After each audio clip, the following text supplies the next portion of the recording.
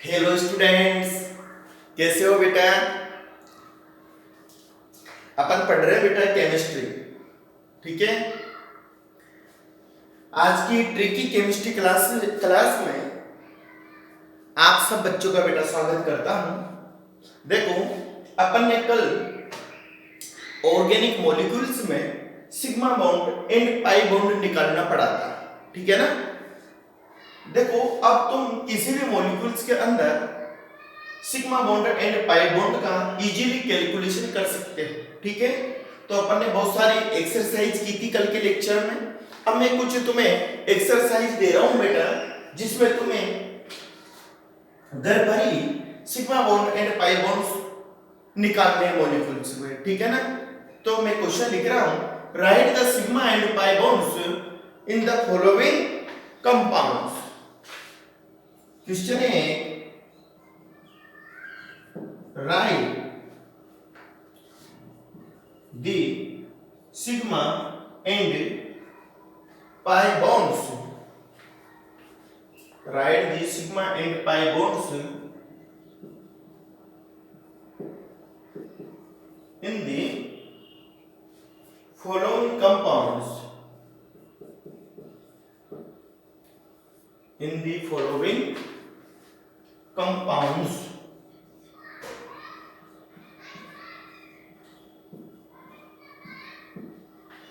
Write the sigma and pi bonds in the following compounds. Okay. तो देखो, ये compounds है अपने।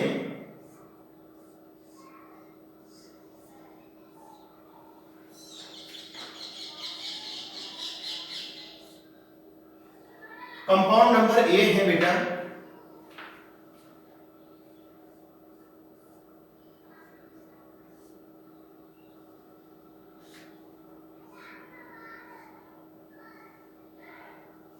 Compound number. ओके। इसमें तुम्हें sigma and pi bond determine करना है। सेकंड है अपना कंपाउंड नंबर बी है,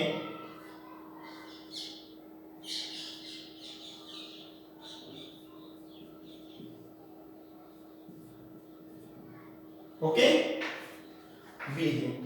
सी जो कंपाउंड है अपना वो है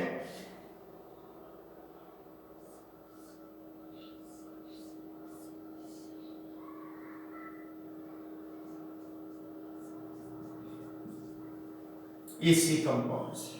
ओके बेटा। अब देखो, ए बी एंड सी में तुम्हें number of sigma bond and pi bond calculate करने हैं। ओके। इसको अपन कल के लेक्चर में पढ़ चुके हैं। सिंपल है बेटा, नहीं आएंगे तो फिर मैं तुम्हें बता दूंगा। ठीक है ना। कोशिश करना इनको सॉल्व करने की, ये तुम्हारे होमवर्क है। ओके। नेक्स्ट चलते हैं अपन। देखो, अपन ने कल ये टॉपिक पढ़ लिया था। अब अपन सम इंपोर्टेंट डेफिनेशंस पढ़ते हैं बेटा इस चैप्टर से related.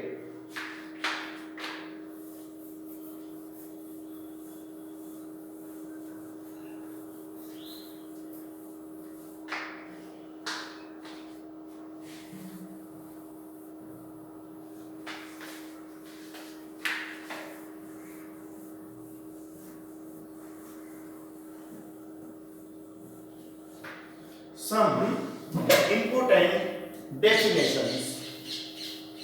Okay. Some important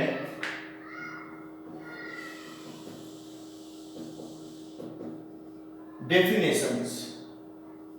okay. इसमें अपनी जो फर्स्ट डेफिनेशन है वो आती है बेटा केटेनेशन।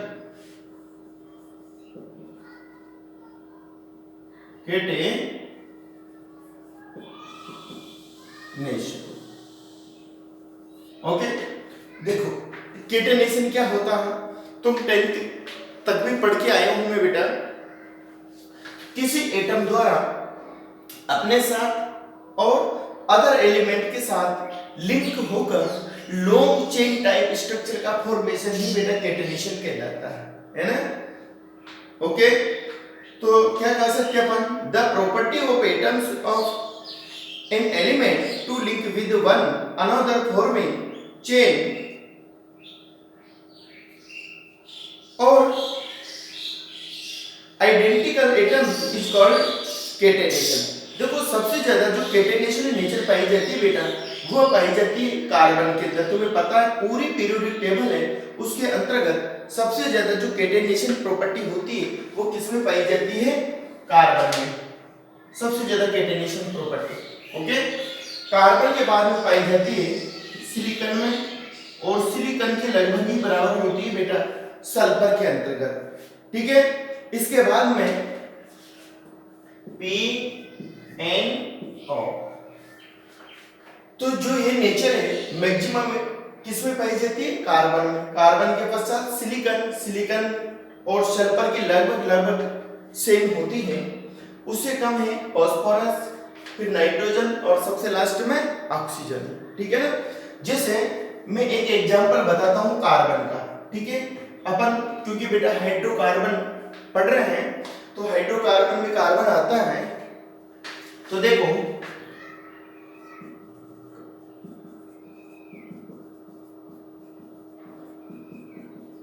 ये कंपाउंड कितने कार्बन है? 1 2 3 4 5 कार्बन को क्या बोलते हैं? पर पेंट, ए पेंट प्लस सफिक्स क्या लग जाएगा बेटा? ए, तो बराबर क्या हो जाएगा? Pentane.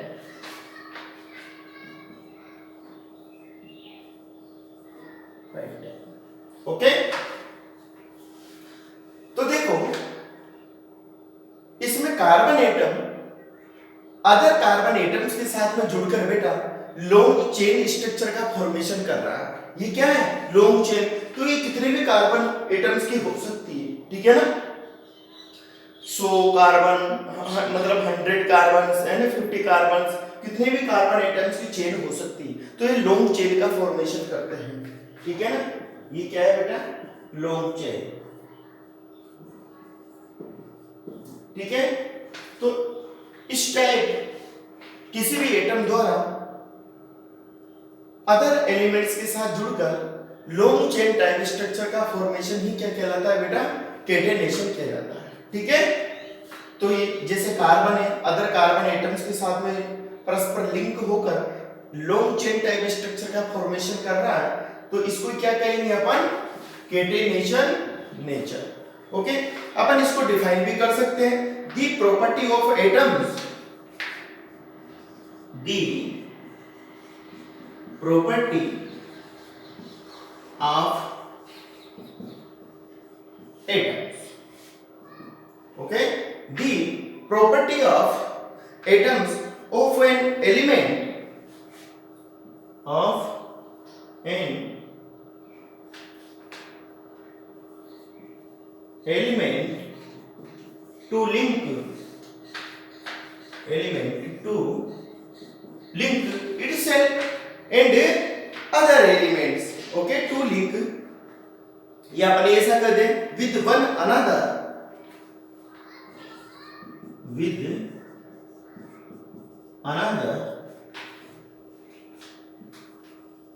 forming the property of an atom of an element to link with another, forming chain of identical atoms, chain of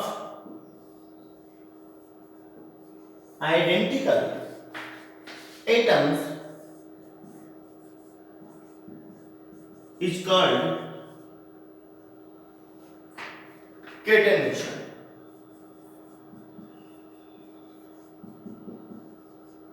okay बेटा, तो देखो the property of atoms of an element to link with another forming chain of identical atoms is called catenation. Okay, तो ये same nature के element आपस में link होकर long chain time structure का फॉर्मेशन करते हैं, इसको अपन केटेनेशन प्रॉपर्टी कहते हैं। ओके, नेक्स्ट जो डेफिनेशन आती है अपने वेरी इंपॉर्टेंट बेटा, इनमें से क्वेश्चन कई बार पूछे गए हैं, ये क्वेश्चन भी कंपटीशन में पूछा गया है, इंपॉर्टेंट है ना। मैक्सिमम कैटेनेशन नेचर किसकी होती है, इसको याद रखना है, कार्बन की। कार्बन के बाद सिलिकॉन के 3 या 3 और 4 एलिमेंट्स तक तुम्हें याद रखना है बेटा। सबसे मैक्सिमम कैटेनेशन नेचर कार्बन में, उससे कम सिलिकॉन, लगभग सल्फर, फिर उससे कम फास्फोरस तक, ठीक है ना। ये जेईई में और नीट में पूछा जा चुका है कैटेनेशन नेचर। ओके, नेक्स्ट चलते हैं अपन होमोलोगस सीरीज।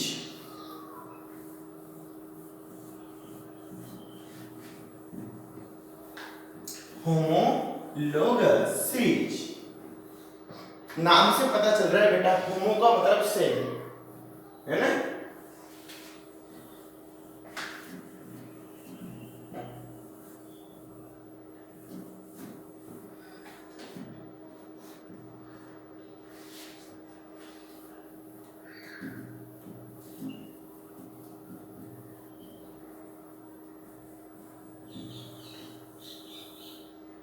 देखो नेक्स्ट डेफिनेशन आती है अपनी, homologous. Homologous series,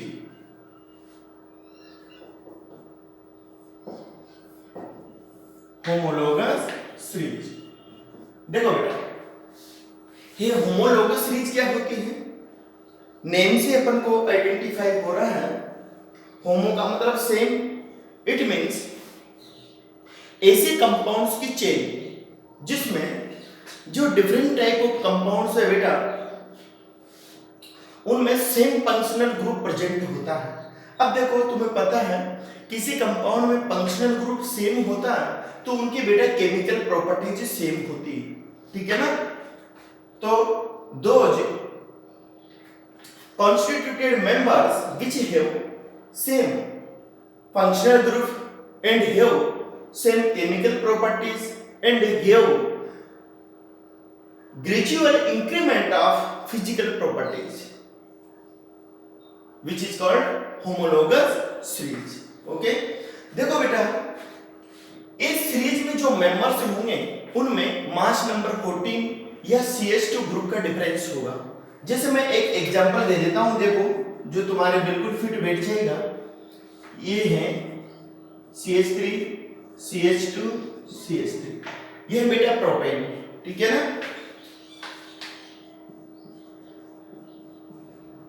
propane. Okay, अब देखो एक तो मेंबर ये है बेटा, सेकंड मेंबर लेता हूं मैं CH3 सिंगल बॉन्ड CH3। तो देखो फर्स्ट एंड सेकंड जो मेंबर्स हैं उनमें डिफरेंस किसका है, ओनली CH2 ग्रुप का।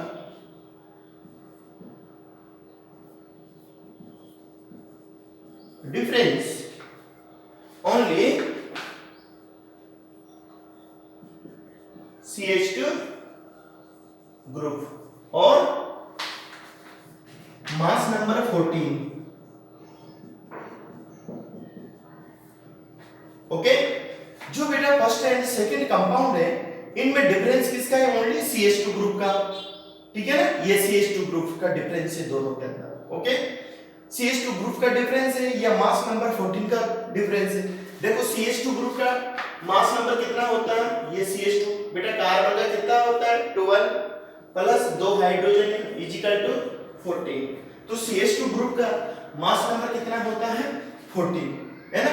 तो किसी सीरीज में प्रेजेंट ऐसे मॉलिक्यूल्स या कंपाउंड्स या मेंबर्स जिनमें बेटा CH2 ग्रुप का डिफरेंस पाया जा रहा हो या मास नंबर 14 का डिफरेंस पाया जा रहा हो और जो फंक्शनल ग्रुप है वह सेम हो, तो ऐसी सीरीज को ही अपन होमोलोगस सीरीज कहते हैं। ओके, तो ये समझ में आ गया। तो अपन इसकी डेफिनेशन लिख लेते हैं बेटा। होमोलोगस सीरीज क्या होगी, homologous series may be defined as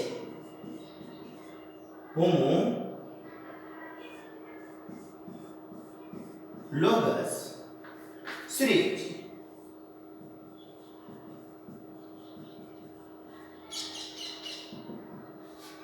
may be defined as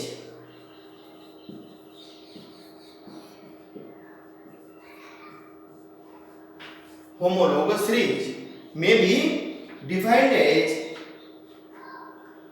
a series of similarly constituted compounds.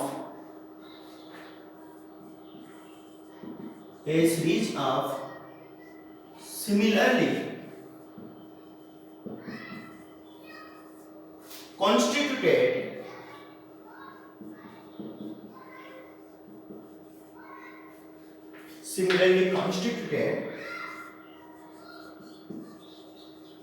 compounds. Okay बेटा, क्या होगी? मे बी डिफाइंड है a series of similarly constituted compounds, मतलब समान कंपाउंड्स की ऐसी series, okay, which have the same functional group, okay, in which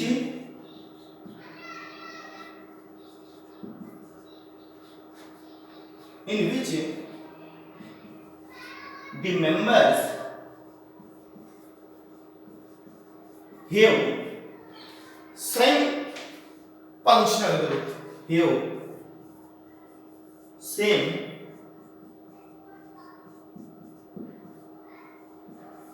functional group and possess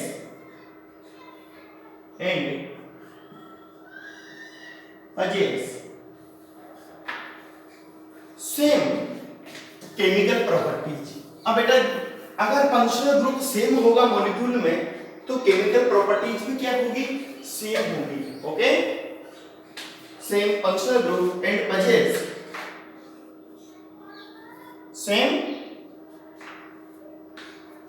chemical properties.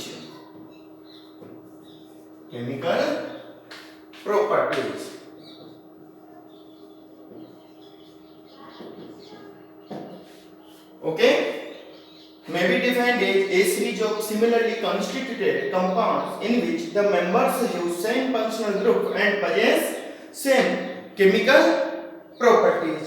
Okay, and have similar, या अपन ऐसा भी कर सकते बेटा, and have a regular gradation, and have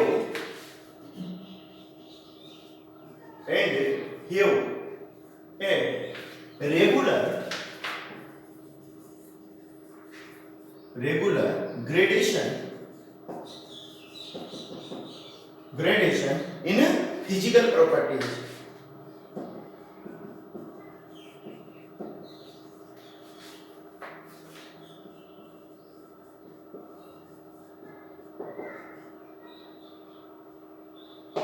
physical properties. देखो बेटा ये याद रखना है तुम्हें, फंक्शनल ग्रुप क्या होगा? सेम होगा। फंक्शनल ग्रुप सेम होगा तो केमिकल प्रॉपर्टीज सेम होगी, ठीक है। और जब CH2 ग्रुप का डिफरेंस होगा तो उनकी बेटा फिजिकल प्रॉपर्टीज उसमें क्या होगा?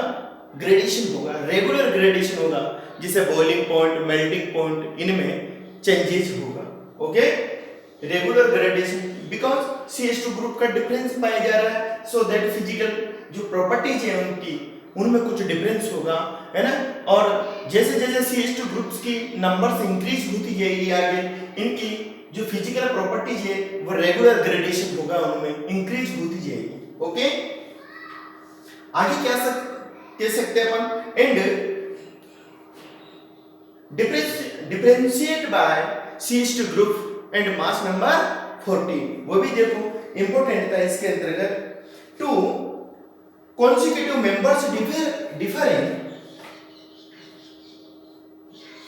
two consecutive members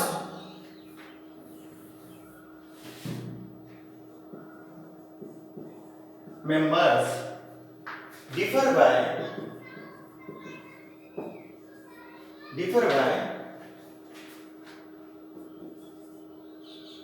the two consecutive members differ by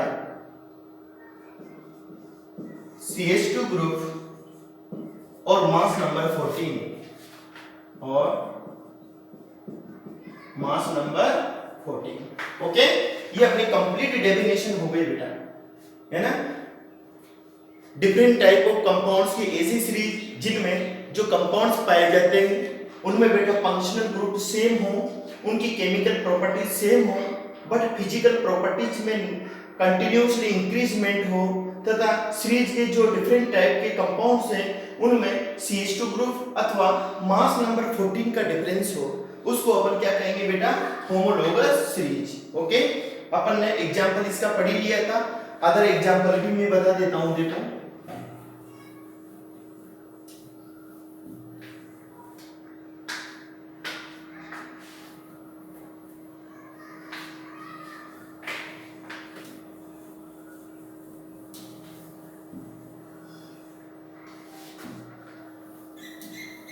important है बेटा, इसी से क्वेश्चन पूछे गए कई बार।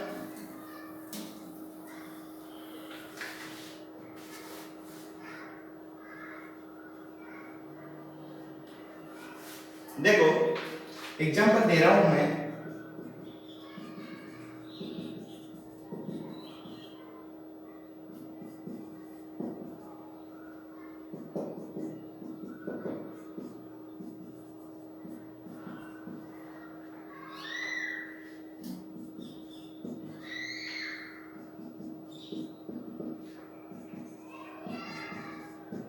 देखो बेटा इसमें कितने कार्बन है,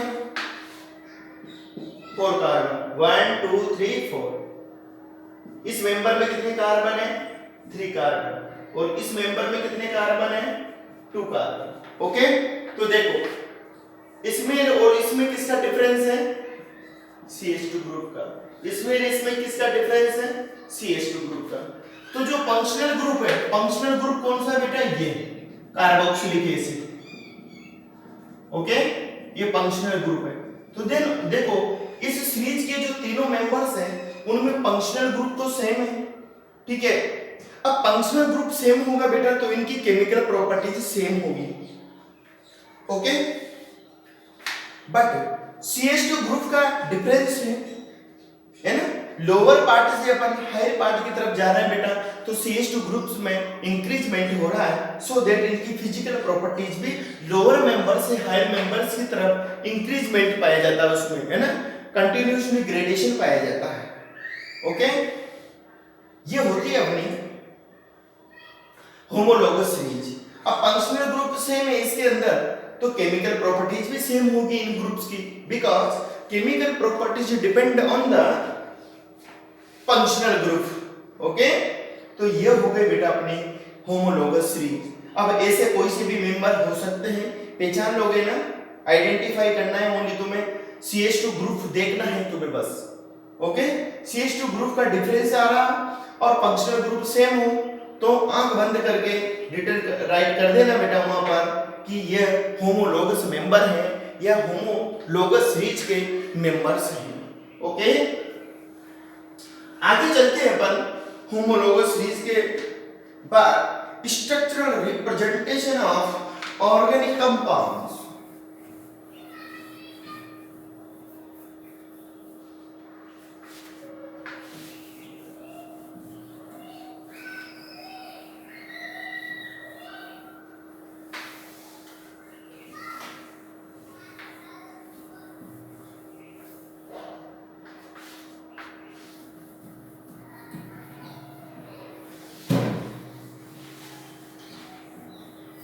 Structural representation of organic compounds.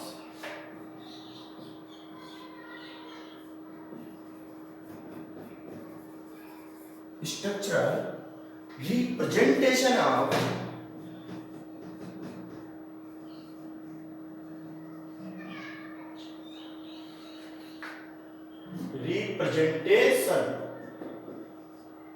structural representation of organic compounds.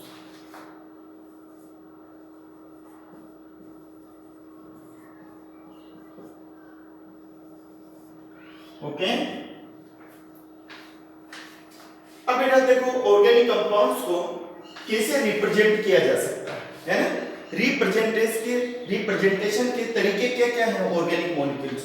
तो देखो बेटा there are three ways to representation of organic molecules और कंपाउंड्स। ओके, तो देखो अपन पढ़ लेते हैं इनको तीनों को। एक तो होता है बेटा condensed formula of organic compounds, है ना, bond line formula and expanded formula. तीन फॉर्मूला होते हैं किसी भी ऑर्गेनिक मॉलिक्यूल्स को रिप्रेजेंट करने के। तो लिख सकते हैं अपन there are three ways, there are three ways to representation of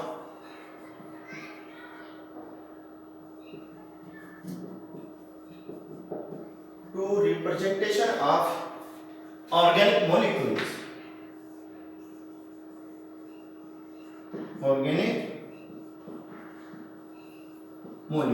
okay, there are three ways to representation of organic molecules। First जो फॉर्मूला है बेटा वह है कंडेंस्ड फॉर्मूला, है ना, condensed representation formula, condensed representation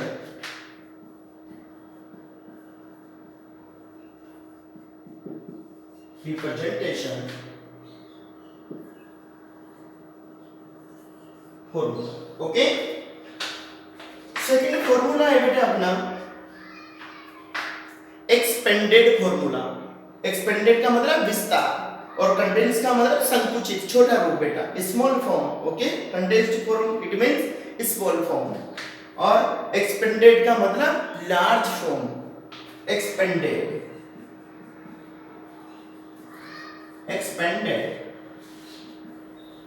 representation formula. Okay, third है बेटा bond line representation formula.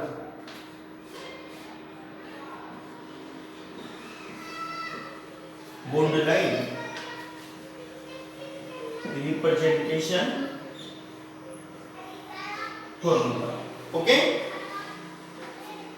इन तीन फॉर्मूला द्वारा अपन किसी ऑर्गेनिक मॉलिक्यूल्स को रिप्रेजेंट कर सकते हैं। ओके, तो देखो एक टेबल बना देता हूं बेटा मैं,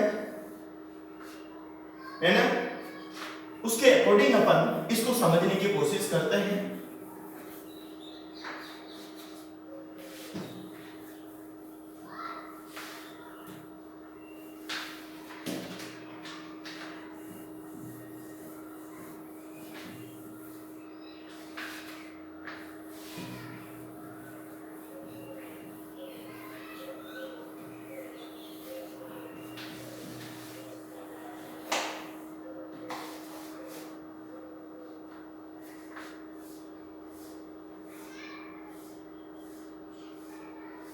देखो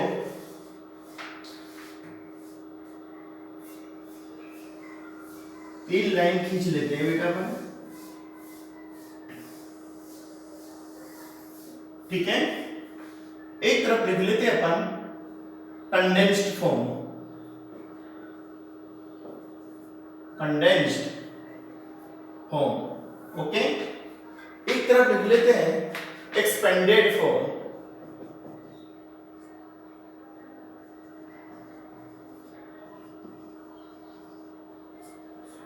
एक्सपेंडेड फॉर्म, और थर्ड है बॉन्ड लाइन फॉर्म,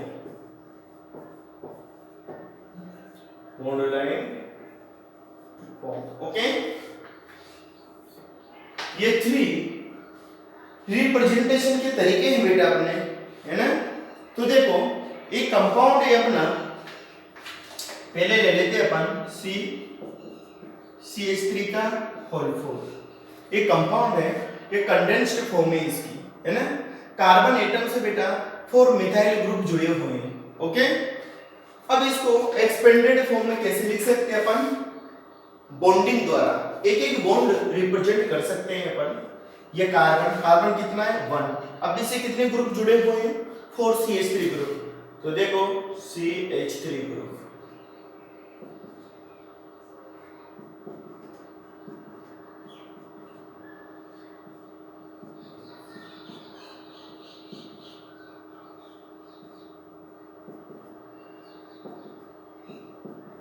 ओके, ये इसका क्या हो जाएगा बेटा, एक्सपेंडेड फॉर्म।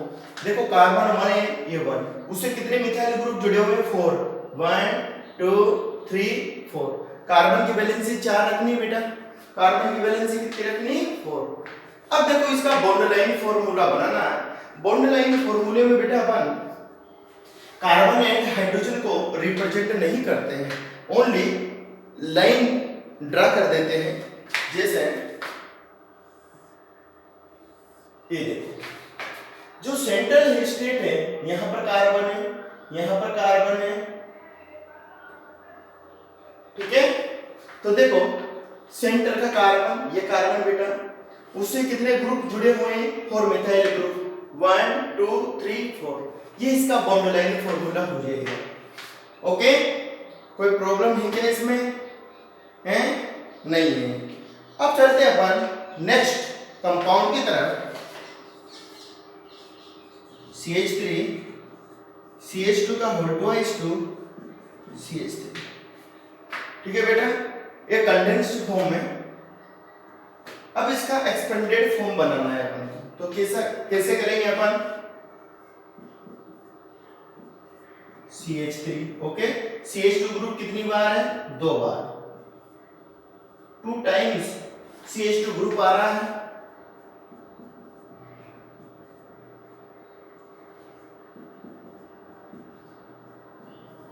तो इसको अपन ऐसे रिप्रेजेंट कर सकते हैं। ओके, अब अगर अपन बॉन्ड लाइन फॉर्मूला देखें तो क्या कर देंगे,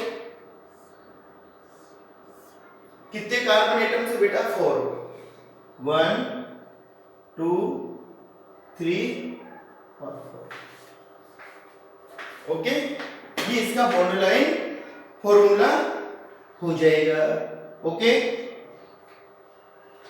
नेक्स्ट आता है NH2 CH2O CH3, ठीक है। अब इसको बनाओ बेटा एक्सपेंडेड फॉर्मूले के अंतर्गत। तो क्या कर देंगे अपन,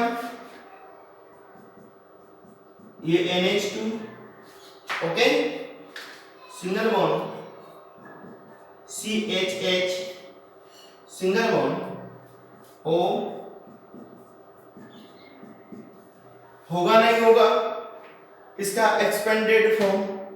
ओके, नेक्स्ट क्या है अपना, बॉन्ड लाइन फॉर्मूला।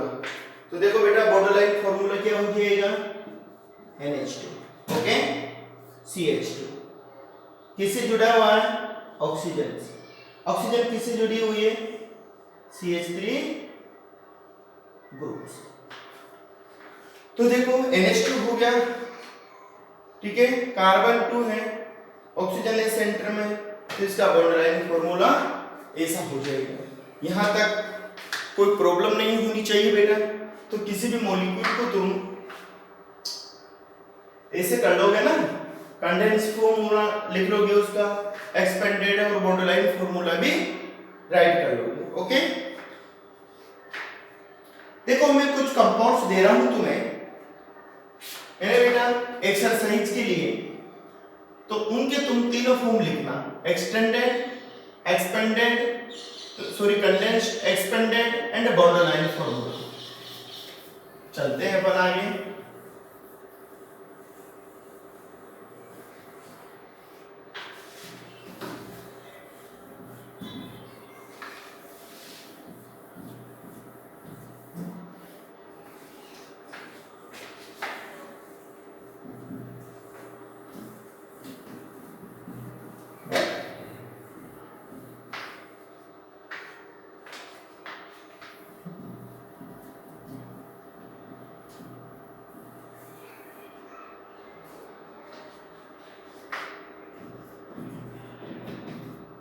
क्वेश्चन है अपना, right the expanded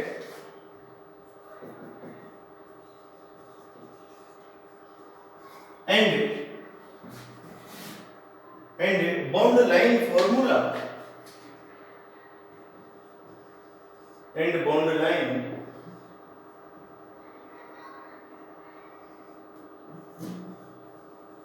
forms of formula या फॉर्म्स एक ही बात है, forms of following organic compound.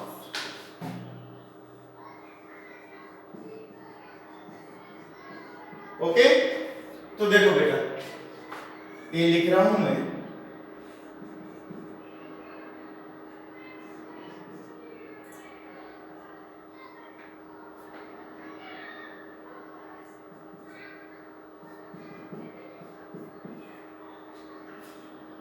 यह बेटा कंडेंस्ड फॉर्मूला, इसका तुम्हें एक्सपेंडेड एंड बॉन्ड लाइन बनाना है, ठीक है। बी अपने पास कंपाउंड है,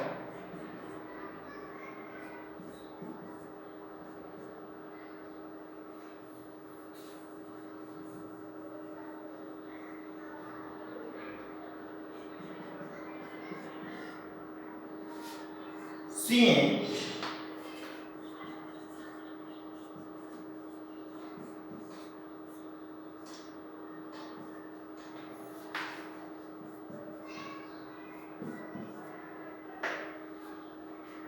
ओके। अब देखो बेटा,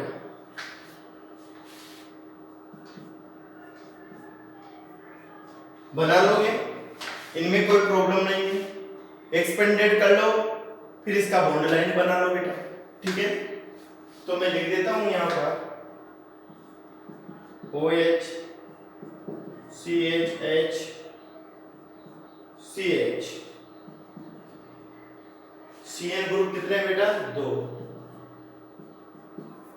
ओके, ये तो हो जाएगी इसकी extended form, and bond line form क्या हो जाएगी, OH CH2 CH, इसे क्या जुड़ा हुआ है, CN ग्रुप, ठीक है, और इधर भी क्या जुड़ा हुआ है, CN ग्रुप। ओके, इसका रिटर्न, इसका लिखो बेटा, क्या हो जाएगा,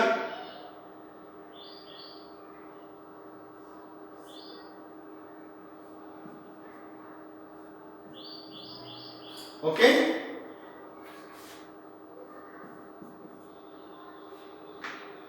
ये बॉन्ड लाइन हो गया, सॉरी। अब आपको क्या बनाना है, पहले एक्सपेंडेड, तो क्या हो जाएगा, CH CN CN। कार्बन की वैलेंसी कितनी रखनी है बेटा, 4 रखनी है, ओके, ये हो है ना। और इसका बॉन्ड लाइन क्या हो जाएगा,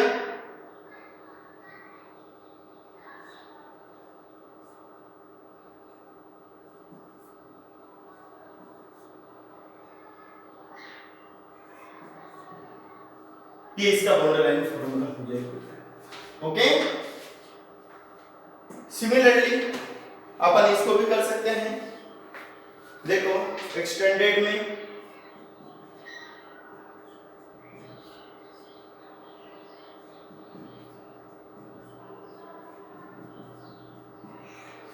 ओके,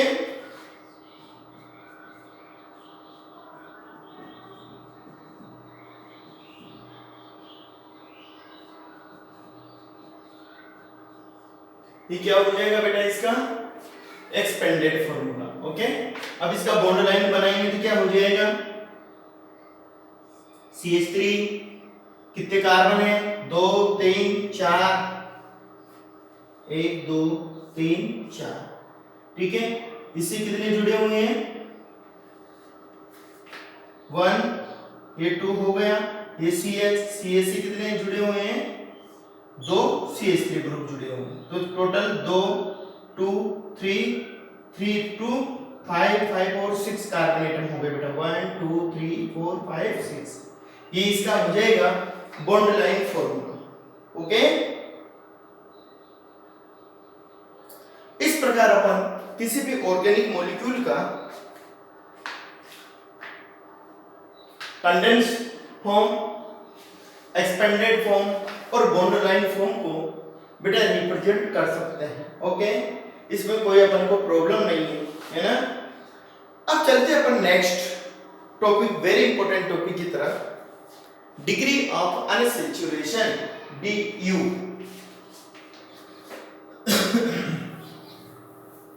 नेक्स्ट आता है बेटा अपना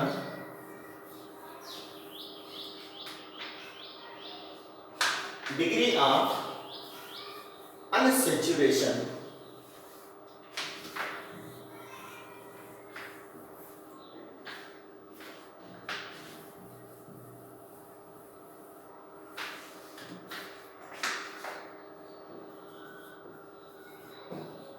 degree of unsaturation DU। DU मतलब दिल्ली यूनिवर्सिटी है। डिग्री ऑफ अनसैचुरेशन असंतृप्तता की कोटि। इट मींस बेटा इसका मतलब क्या है, देखो DU कैसे डिटरमाइन करते हैं अपन और क्या इसका इंपॉर्टेंस है बेटा। तो किसी कंपाउंड्स का देखो स्ट्रक्चरल आइसोमेरिक में डिटरमाइन करने में अपन इसका यूज करते हैं। किसी कंपाउंड में कितने डबल बॉन्ड या मल्टीपल बॉन्ड प्रेजेंट हो सकते हैं, है ना, कितनी रिंग उसके अंतर्गत प्रेजेंट हो सकती है, तो इनके सारे इंफॉर्मेशन अपन DU द्वारा डिग्री ऑफ अनसैचुरेशन द्वारा ऑब्टेन कर सकते हैं। ठीक है, डिग्री ऑफ अनसैचुरेशन। इसका दूसरा नाम है बेटा DBE और DBE, जिसको बोलते हैं double bond equivalence.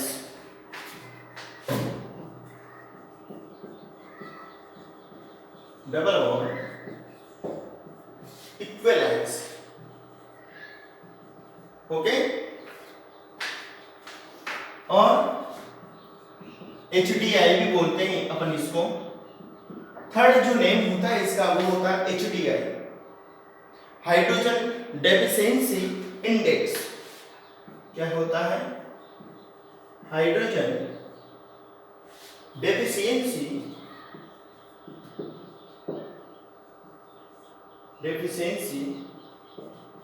Index. Okay, HDI ये होता है बेटा अपना DU।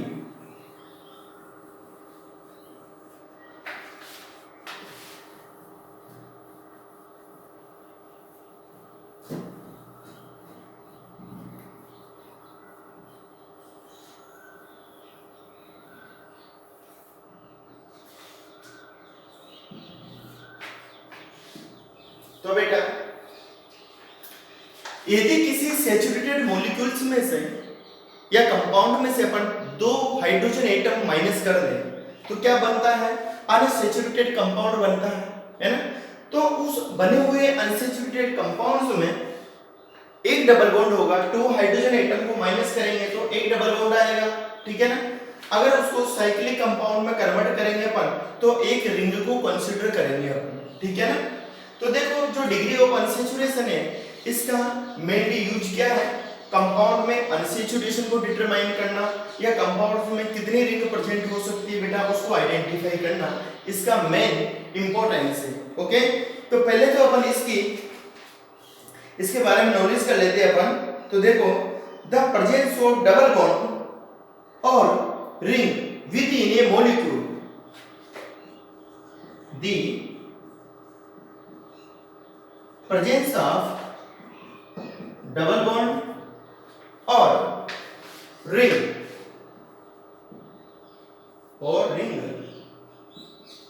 in the molecule. Okay, the presence of double bond or ring in the molecule is indicated by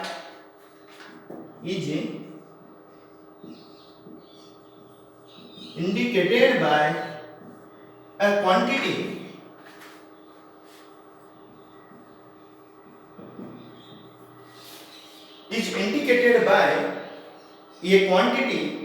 called degree of unsaturation.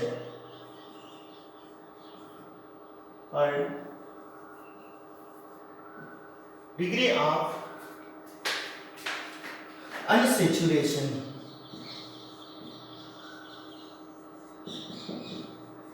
Okay, the presence of double bond और ring, यदि किसी molecule में बेटा डबल बॉन्ड प्रेजेंट हो या ring present हो, ठीक है ना, तो इस क्वांटिटी को अपन डिग्री ऑफ अनसैचुरेशन के फॉर्म में इंडिकेटेड करते हैं.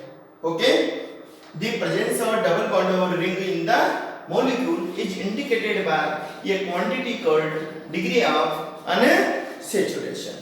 ओके, अब देखो बेटा इसका एप्लीकेशन क्या है.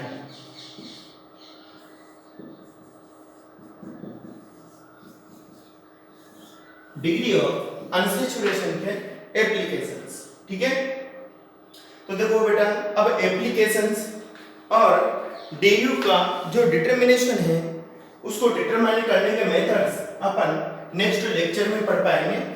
ठीक है ना, तो एक एक कॉन्सेप्ट को बेटा क्लियर करते चलिए.